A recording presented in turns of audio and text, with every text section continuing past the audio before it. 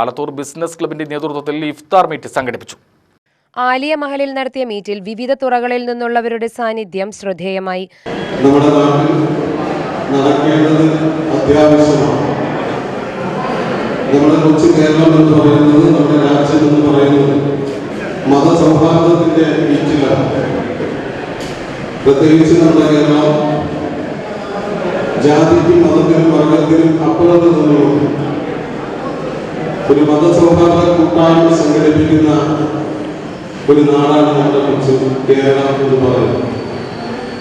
ഈ നാട്ടിലെ പെരുന്നാളായാലും ക്രിസ്മസ് ആയാലും ഓണമായാലും അത് നമ്മുടെ കേരളത്തിന്റെ മുഴുവൻ ആളുകളും ആഘോഷിക്കുന്ന രൂപത്തിൽ ഒരു കൂട്ടായ്മ സംഘടിപ്പിക്കുന്ന പ്രവർത്തനങ്ങളാണ് ഇത്തരം ഉത്സവങ്ങളിലൊക്കെ തന്നെ നമ്മുടെ കൊച്ചു കേരളത്തിൽ നടന്നു പോകുന്നത്.